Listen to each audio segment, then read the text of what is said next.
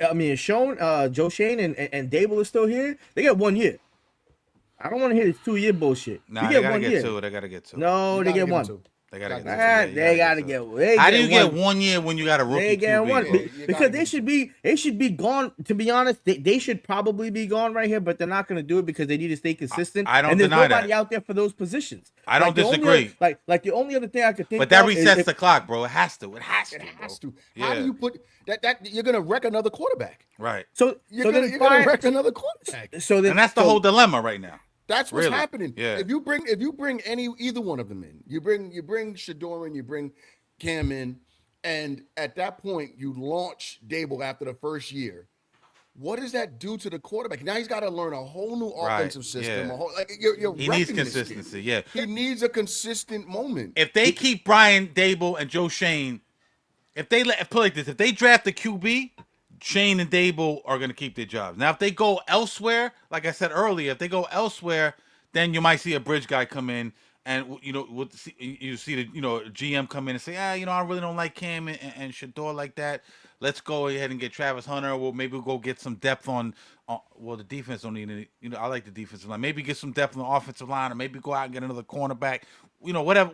They need a couple of things, and then maybe we get a bridge guy here, Jameis Winston, whoever.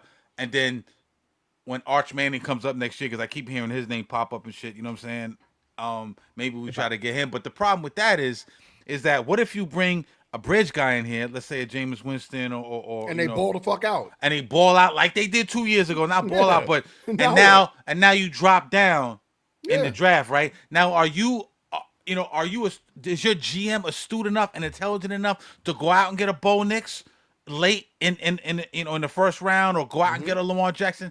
You're rolling the dice now. Not all the time do the number 1, 2, 3, 4, 5 guys work out, but that's hard. That's hard to fuck. They're in a dilemma. They got a dilemma right now. But if Joe Shane and Brian Dabol are granted another year or two, they're going QB. They're going QB. And like you said, Jay, they gotta have at least probably 3, but at least 2. Gotta have at least 2. At least 2. Yeah. Here's a name that you probably. Q said like this. Q said. Yeah, I know. Q don't like that shit. Q like, get these motherfuckers the fuck out of here right now. Yeah. I need these motherfuckers out of here right now. I don't even want them to finish the season. Yeah, I want them out of here. You know what Q just said? Q said this. I call them their limo. This is what Q just told us. Now go home and get your fucking shine box.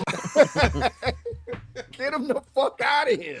I want them out of here right now. That's it. Q wants them gone today. Yo, because not only do we need those specific players like a QB, we also need an offensive coordinator.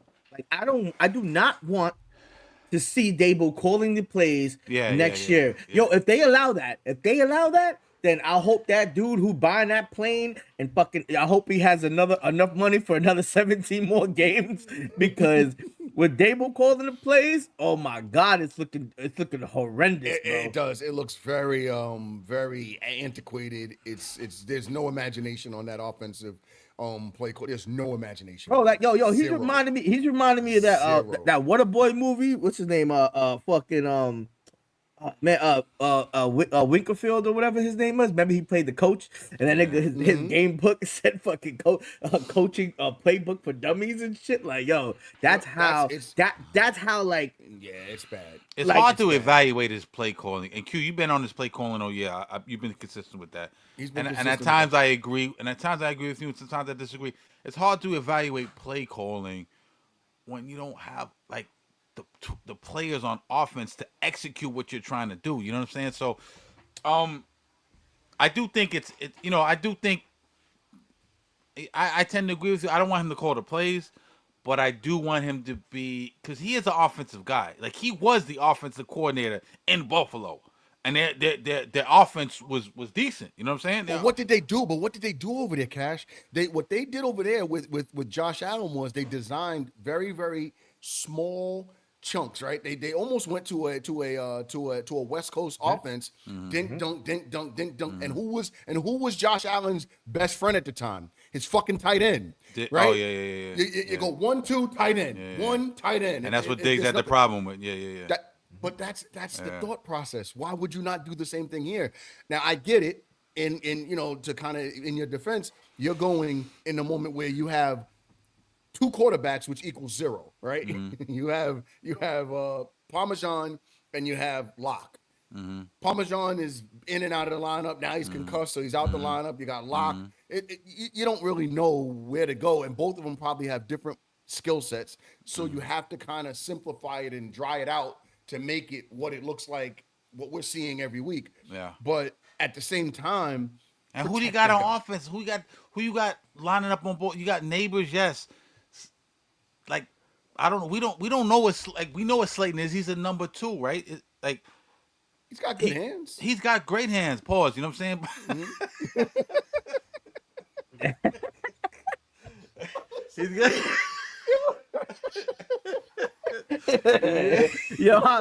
he led you into that one, bro. Like, Nigga line me up. Nigga line me up. Lined you up. But now He's got good hands. He's got great hands. He's got great hands, man. I didn't say good. I said great.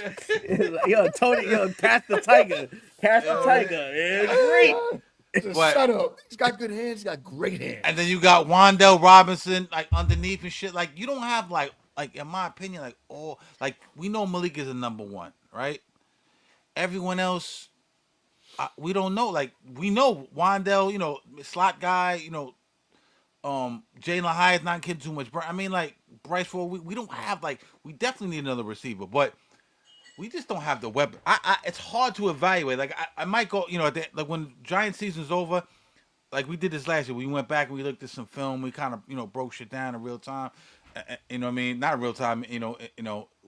On the film and shit. But it's hard to evaluate, man, because you just don't have the fucking personnel, in my opinion. You know what I mean? Like so. Yeah, that makes sense. But I do agree. Sometimes he is predictable. And Q been on him for that run, pass, run. You know what I mean? Like he's been on him all year for that shit. Q want him out of here. He want him gone. Do you ever think about when you out of here? Yeah.